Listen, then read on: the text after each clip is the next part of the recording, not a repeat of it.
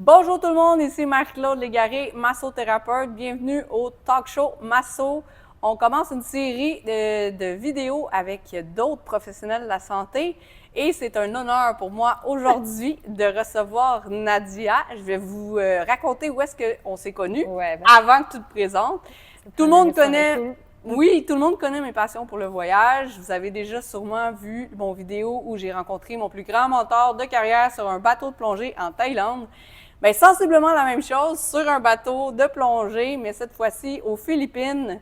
J'ai rencontré Nadia et tout en jasant, on s'est rendu compte qu'on faisait les deux de la thérapie manuelle. Alors, je te laisse te présenter. Oui, merci. Fait que moi, c'est Nadia, je suis physiothérapeute. J'ai commencé la physiothérapie il y a 5 ans, fait que j'ai gradué en 2020 de l'Université de Montréal. Puis depuis, j'ai travaillé un peu comme tout le monde qui sort de l'université dans une clinique privée. Puis là, tout récemment, je suis partie à mon compte. Fait que je travaille autonome maintenant. Ben oui, c'est un des sujets qu'on a jasé justement étant coach de carrière. J'ai dit, oh, je veux tout savoir, qu'est-ce qui t'a poussé? Ça sera pour une autre vidéo. Ouais. Bon, ceux qui ne me connaissent pas parce qu'ils font partie du réseau de Nadia, Marie-Claude Légaré, massothérapeute depuis 25 ans. J'enseigne les ventouses, les techniques avancées en massothérapie dans des voyages internationaux et coach de carrière aussi pour les gens dans le domaine des soins personnels pour pouvoir pousser et propulser votre entreprise. En gros, c'est ça. Donc, on va commencer tout de suite à faire des parallèles entre la masso et la physio. Ça va être très intéressant et il va y avoir plusieurs capsules sur plusieurs sujets. Parle-nous de c'est quoi la physio de façon générale. OK. La physiothérapie, c'est un ensemble de techniques qu'on a, autant manuelles, donc de thérapie manuelle, ou d'exercices qu'on offre aux gens pour soigner leurs problèmes musculo-squelettiques. En gros, c'est ça. Fait que ça veut dire n'importe quelle blessure à ton corps, donc physique, que ce soit tes muscles, tes tendons, tes nerfs aussi. Ça, tu peux aller voir un physio, on est spécialisé là-dedans. Après, il y a d'autres volets aussi. Fait qu'on a aussi une formation en neurologie. Fait que ça, c'est une autre branche complètement. Il y a des physios qui travaillent avec des gens qui ont eu des AVC, qui sont atteints de Parkinson, sclérose en plaques, comme toute une autre gamme. Fait commotion cérébrale, exactement. Fait qu'on est tous comme formés dans tous ces domaines-là, mais après ça, on peut se spécialiser. Femmes enceintes, enfants, des cours de pédiatrie, exact. Puis on a aussi une expertise en cardiovasculaire. OK, intéressant. Si tu as un déconditionnement cardiovasculaire, si tu as des atteintes MPOC, ou des choses comme ça quand tu es atteint, tu te reconnais. Là, si tu as quelqu'un dans ta famille ou dans ton entourage qui est atteint de conditions cardiovasculaires puis qui se fait entraîner par un professionnel de la santé, il y a des bonnes chances que ce soit par un physio. Mais pas seulement, par exemple. OK. Fait qu'on a tous ces volets-là. Bon, puis vous pouvez travailler en collaboration aussi avec plusieurs autres professionnels. Vous faites souvent partie des équipes de professionnels quand c'est des cas très, très importants, très complexes. Donc, la masso, c'est aussi pour musculo-squelettique, évidemment. On est connu pour être très, très, très diversifié, les massothérapeutes. C'est ce qui fait un peu des fois qu'on a de la misère à être référé par les médecins. J'irais même jusqu'à dire se faire prendre au sérieux des fois. Parce qu'il y a tellement de sortes de massothérapie, de massothérapeutes, et autant les thérapeutiques que les détentes, que les sportifs, aussi en énergétique. Donc, pour un médecin, de référer à aller en massothérapie, il ne sait pas quel massothérapeute va aller. Donc, si, exemple, il y a une bursite à l'épaule, puis il dit oui, va en massothérapie, il n'est comme pas vraiment responsable de quel masso, puis il est-tu bon? Bon, dans tous les domaines, il y a des bons, il y a des moins bons. Alors qu'en physio aussi, vous êtes un petit peu, comme tu as dit, on peut prendre des cours de plus, vous avez des spécialités, mais vous êtes un peu plus homogène. On est plus homogène parce qu'on a un ordre professionnel. Donc, c'est l'ordre professionnel de la physiothérapie du Québec. Et donc, nos formations, c'est des formations universitaires déjà. Il faut qu'on ait une maîtrise pour être physiothérapeute. Et puis, toutes nos formations sont homogènes. Fait qu'on apprend tous les mêmes choses.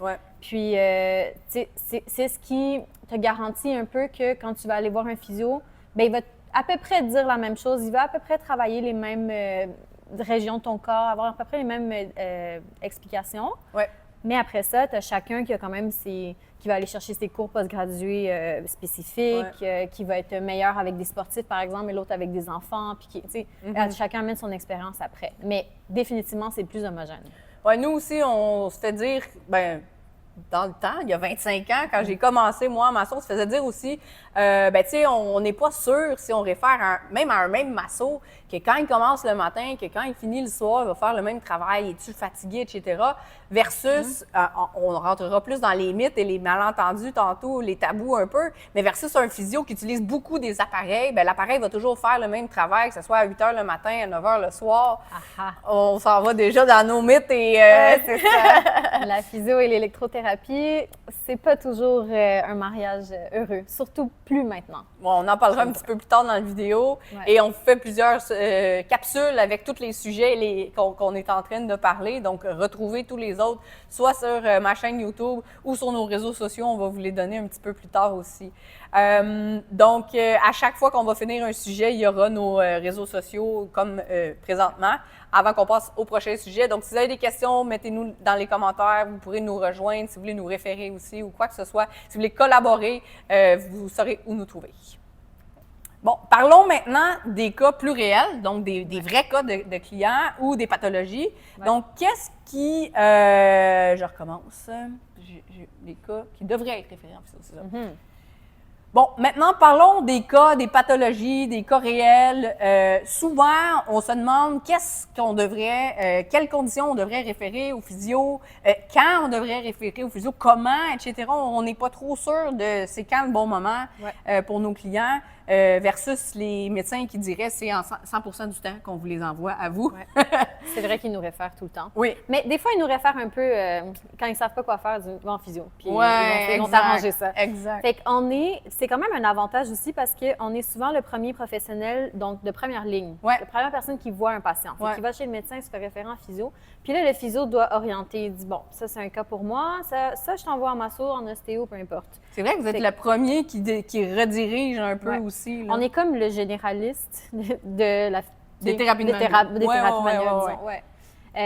Mais la réponse est quand même, dès que tu as une problématique physique, c'est pas mal toujours bon de référer en physio parce qu'on va toujours trouver quelque chose à travailler. OK. Mais ça ne veut pas dire qu'on est la seule personne à aller voir. Fait que, par exemple, mais je vais dire à l'inverse. Quand est-ce que moi, je vais faire un masso? OK, vas-y. Puis tu me diras après, à l'inverse, qu'est-ce que toi, t'en penses?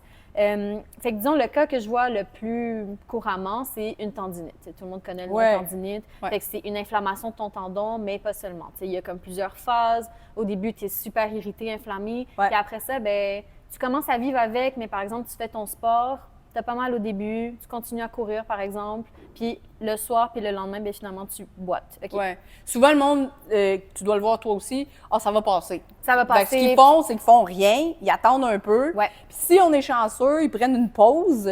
Puis là, ils voient que ça passe pas, soit ils retournent, puis ils vont pareil dessus en endurant, en espérant encore que ça va passer. Ou bien, justement, là, il y en a qui viennent nous voir, sont juste plus capables. Soit ça fait une semaine qu'ils ont arrêté, c'est encore là, ou bien ça fait 3 semaines, ou ça fait 3 mois qu'ils traînent quelque chose. Ça peut être dans toutes les phases. Fait que disons l'exemple d'une tendinite.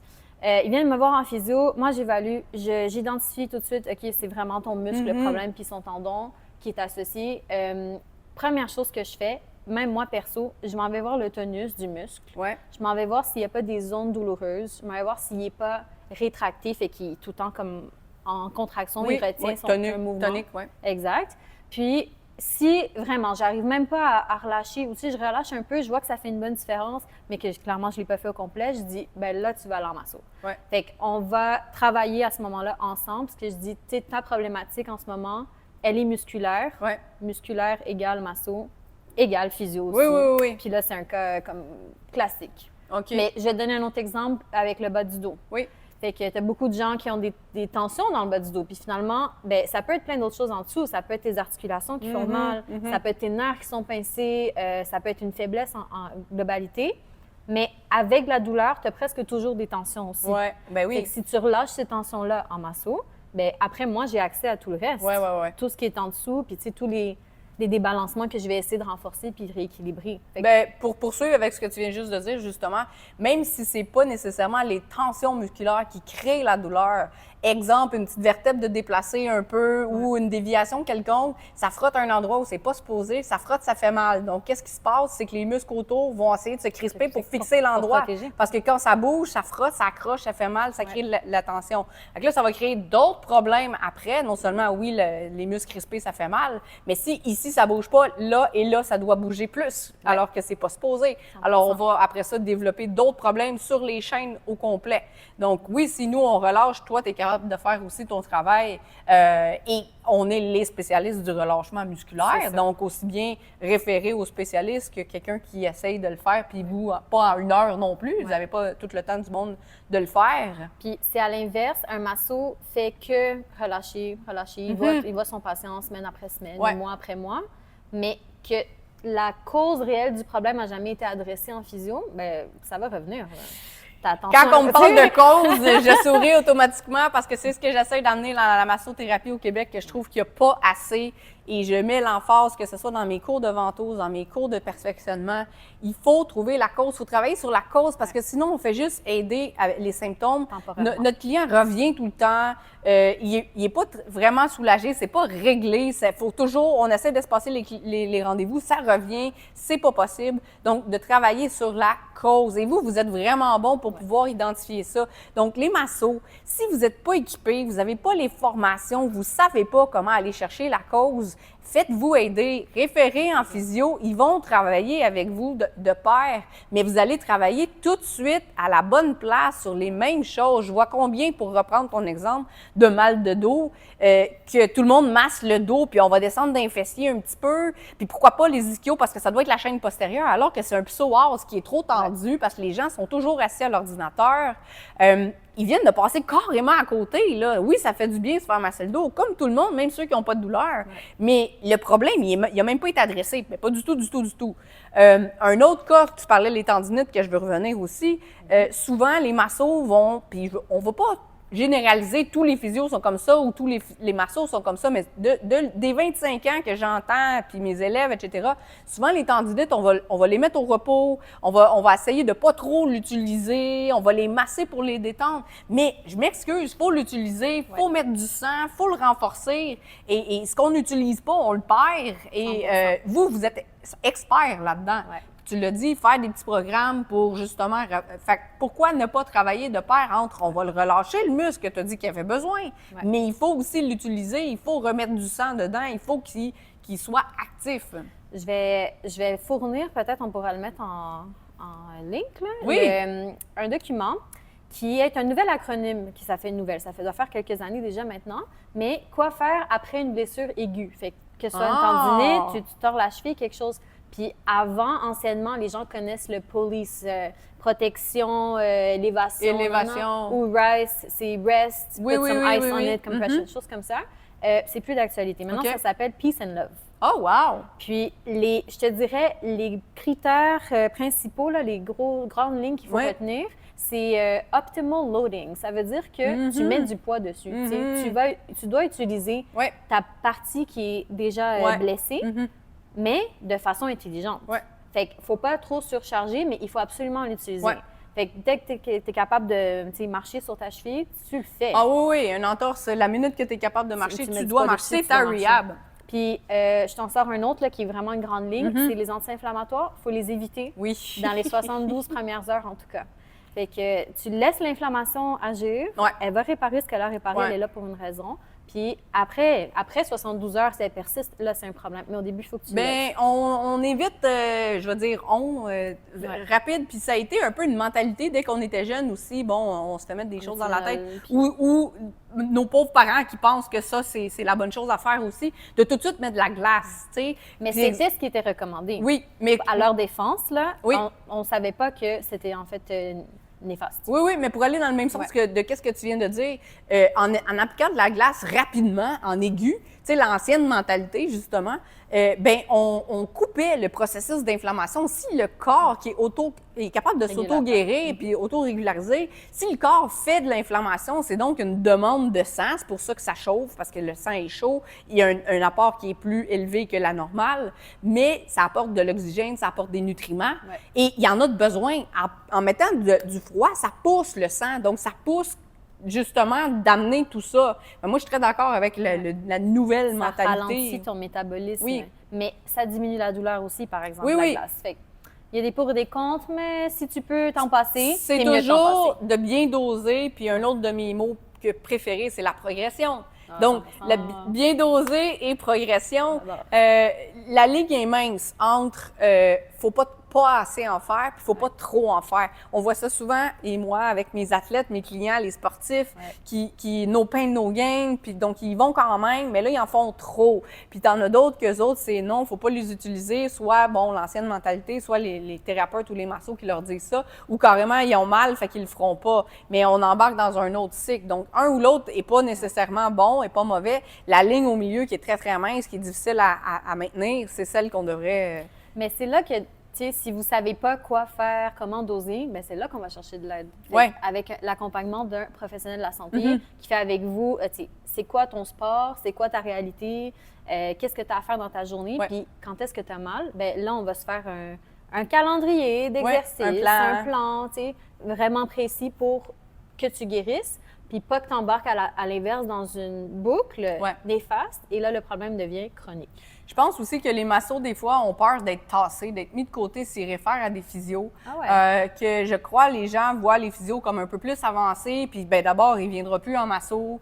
Surtout aussi le fait que les médecins réfèrent tout de suite plus en physio. On vient d'en parler. Donc, de ne pas avoir peur de travailler avec des physios en collaboration. Ils viennent de dire qu'ils vont nous référer pour dans quoi on est bon. Moi, je dis toujours aussi, on peut pas être bon dans tout. Dans quoi vous êtes bon? Soyez le meilleur, mais entourez-vous des meilleurs aussi. Parce que moi, je fais pas qu'est-ce qu'elle fait, mais je veux la meilleure dans qu'est-ce qu'elle fait. Donc, ça vous rend meilleur thérapeute si vous référez un client à un endroit où il a vraiment besoin et du ou de la meilleure qui va avoir l'action. C'est grâce à vous s'il y a eu ça. Donc, vous faites partie aussi du résultat. Puis s'il y a une masso à référer, après, ça va être vous. Et ce physio ou ostéo ou peu importe avec qui vous avez travaillé, vous avez référé, il va aussi penser à vous, puis c'est toujours un travail gagnant. On en reparlera un peu plus tard dans notre vidéo ou dans une autre capsule parce qu'on va les séparer. Comment bien travailler ensemble, comment bien choisir nos personnes qu'on veut avoir dans notre petit cercle de référence, dans nos professionnels qu'on veut proches de nous, soit pour les référer, mais aussi pour les consulter, pour travailler ensemble sur soit un client à nous ou sur un même client commun. Tu sais, d'être un thérapeute ou un professionnel de la santé ou quelqu'un qui accompagne des humains, là, ça prend beaucoup d'humilité. Oui, effectivement, Parce que si tu n'es pas la meilleure personne pour traiter peu importe ce que la personne est en train de vivre, il faut que tu le reconnaisses, il faut que tu l'acceptes. Il faut que tu réfères à la bonne personne pour aider ton patient, parce qu'ultimement, c'est ça que tu veux. Puis, ça te prend de la bonne confiance en toi. Pour réussir à admettre au patient puis à expliquer, écoute, là, c'est hors de mon champ, je suis allée au bout de ce que moi, je suis capable de t'offrir. Peut-être que je peux t'offrir encore, mais entre-temps, j'ai besoin de l'aide d'un ostéo, de masso, d'un AQ. Bien, puis c'est de ne pas le voir séparé, je pense, c'est de le voir comme complémentaire. Donc, dans le fond, ça va juste booster ton résultat que tu as avec ton client. Il va avoir un plus qui va décupler tes résultats à toi. Puis tu vas aussi aider son traitement. Donc, ce qu'elle va faire va être encore mieux, puis ce que nous, on va faire va être encore mieux. Donc, c'est toujours de travailler ensemble sur un client. Et ça va perdurer dans le temps. Oui, puis moi, je pense que de toute façon, ce qui nous rallie tous, les thérapeutes manuels, peu importe si t'es physio, ostéo, masso, c'est ultimement, là, pourquoi on fait ça, là? C'est pour aider, pour que la personne aille mieux par altruisme aussi, là. Personne n'est devenu masso parce que c'était super payant, là. Donc, c'est pour aider ton client. Bien, si pour aider ton client, ça prend de le référer, tu vas être un bon thérapeute de référer ou de travailler à distance. Donc, si pour vrai, tu as le bien-être de ton client, puis d'aller dans son plein potentiel, qu'il soit optimal dans sa condition, tu vas travailler avec d'autres mondes. Parce que oui, on se rejoint tous à quelque part, on se touche un petit peu, mais chacun sa spécialité, chacun son champ de compétences. Et on n'a pas fait tes études, on n'a pas les connaissances non plus, vice-versa. On en parlera un petit peu plus tard. On est en train de tout nommer les sujets en même temps. Écoutez toutes les capsules. Donc voilà pour la masso versus la physio. Pas versus, masso et physio. Et physio.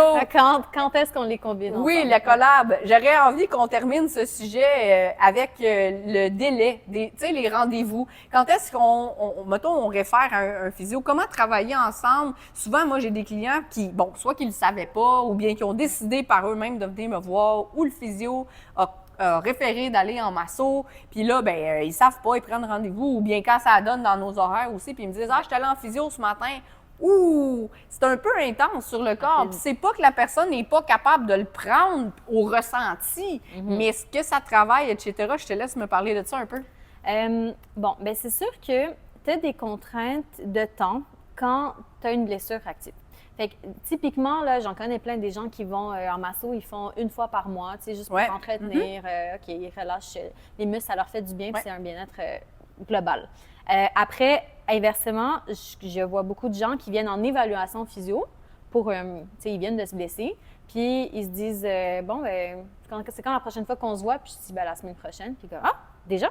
Fait que, ce que les gens doivent comprendre, c'est que, surtout si tu as une problématique active, et encore plus si tu viens de te blesser, c'est comme un engagement qu'il faut que tu fasses pour ta santé. Absolument. De te dire, je vais être assidue avec mes traitements au moins le premier mois. OK? Fait que, une fois par semaine en physio, typiquement, c'est ça qu'on fait, mettons, dans le monde de monsieur, madame, tout le monde. Environ. 4 fois en un mois. Puis avec ça, ben quasiment autant en masso, tu sais. Puis il y a des gens, après, tu as des contraintes, là. Il y a des gens qui doivent payer leur poche. Ils ont une limite avec les assurances. Fait que, souvent, je me dis, bon, OK, cette semaine, on fait de la physio. Je te donne des exercices parce qu'un bon physio finit toujours par te donner des bons exercices pour que tu perpétues ta réadaptation. Fait qu'entre nos 2 séances, tu es assidu. Fait que cette semaine, tu es en physio. La semaine prochaine, tu vas en masso. Puis tu lui dis, et là, je relais un message, ou bien je communique avec le masso. S'il te plaît, peux-tu travailler sur tel chaîne musculaire, tel muscle? Parce que moi, à l'inverse, je lui donnais des exercices qui renforcent le muscle inverse. Fait qu'une semaine physio, une semaine masso. Une semaine physio, une semaine masso. Ça, c'est globalement. Mais après, c'est définitivement du cas par cas. Puis si tu es capable de faire physio, masso la même semaine, parfait. Souvent, c'est encore mieux, mais clairement pas la même journée, par exemple. Non, on recommande début et fin de semaine. Exact. Là. 24, mais surtout 48 heures minimum d'habitude. C'est ce que je dis aussi. J'aime beaucoup 2-3 points que tu as mentionnés, je ne voulais pas te couper. Quand tu dis, ben tu sais, il faut que le client se prenne en main puis qu'il s'investisse, ben ça, c'est un travail d'équipe parce que s'il vient vous voir une fois par mois pour une blessure quelconque ou 2 semaines, exemple, pour un problème un peu plus persistant pour ce qui est de masso, ben si la personne ne fait rien non plus, il est son propre thérapeute toutes les heures, même s'il vient une fois par semaine, il est son propre thérapeute toutes les autres heures de la semaine que tu n'es pas avec lui. Donc, s'il ne fait rien ou qu'il empire ou qu'il nourrit son problème, bien, après ça, tout repose sur toi. Donc, 1, tu as la pression, 2, ton client, puis après ça, il va te faire un non aussi des fois. Donc, il faut que tu fasses de l'éducation aux clients. Il faut qu'ils se prennent en main, oui, mais qu'ils comprennent. Puis, il faut qu'ils soient conscients que c'est un travail d'équipe. Même s'il y a un thérapeute, là, qu'il n'y a pas de physio ou qu'il n'y a pas de masso, c'est un travail d'équipe. Nous, on l'aide à... De toute façon, c'est ça notre travail, c'est d'aider le corps à le faire tout seul, après d'y donner un petit coup de pouce pour ne pas faire de jeu de mots, mais d'aider le corps à se prendre en main puis de le faire tout seul parce qu'il est capable. Des fois, ça prend un petit plus. Donc, le client doit faire la même chose aussi. Donc, l'éducation client, il n'y en a pas assez, je pense, en masso. Vous, c'est quand même assez fort aussi. Donc, tu sais, ayez pas peur, justement, de prendre des clients physio sont déjà habitués à faire les exercices, à revenir. Donc, c'est des clients le fun avec qui travailler. Des fois, il y en a qui sont un peu intimidés de recevoir un client d'un physio parce OK, bien, les physios, ils sont plus équipés que nous. Nous, on va faire quoi? Mais ils font pas ce que nous, on fait. Et même chose, de référer, bien, peut-être si toi, tu as eu de la misère ou toi, c'est un peu ta faiblesse d'essayer de faire comprendre à ton client ou il t'écoute jamais, si tu réfères en physio, il va revenir puis il va avoir compris parce qu'eux sont forts là-dedans, là, de faire comprendre l'investissement, de faire comprendre les exercices à faire, etc. C'est drôle que tu me dises qu'il y a des massos qui sont intimidés par la physio. Parce que je le vois pas comme ça. C'est drôle parce que là, je vais te donner la perspective d'une physio, peut-être très humble, OK? Mais souvent, quand j'arrive pas à bout d'un muscle, là, quand j'arrive pas à bout d'un problème, puis c'est toujours le muscle qui revient, puis que lui, c'est lui qui fait mal, puis il est tendu. Moi, j'ai beau faire tout ce que je connais, je finis tout le temps par lui dire, ben là, je pense que tu as besoin d'aller en masso parce qu'ils ont des techniques que moi, j'ai pas. Puis la personne, elle l'accueille tellement bien. Elle dit, OK, parfait, tant mieux, de toute façon, j'aime ça aller en masso. Souvent, c'est ça qu'ils disent, mais c'est que vous avez des connaissances, des techniques manuelles, puis une patience peut-être que nous, on n'a pas avec ces muscles. Oui, bien pour continuer aussi dans la même lignée, j'en connais des physios qui disent la même chose que toi, qui disent « j'ai aucun problème à référer ». Tu sais, nous, on n'a pas appris autant de techniques que vous. Puis nous, on a comme 3 ou 4 minutes. Puis souvent, bien, je ne sais plus trop quoi faire. J'ai fait le tour de mes connaissances, je ne sais plus trop quoi faire, tu sais. Donc, je pense que les massos qui sont peut-être un peu intimidés, parce que pas tout le monde, mais j'en entends des fois. Mais c'est aussi, je pense, ils pensent que, tu sais, avoir peur d'avoir peur, que le physio pense qu'on n'est pas bon. Il y a peut-être un petit syndrome de l'imposteur là-dedans. Là, je ne rentrerai pas mes notions de coach. Mais c'est une petite introspection à faire, je pense. Et puis, faites juste le faire puis voir comment ça se passe.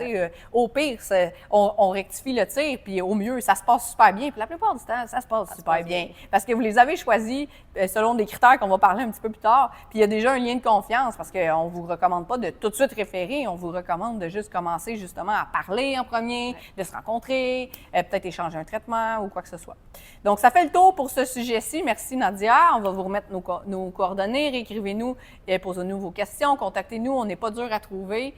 Et on passe au prochain sujet.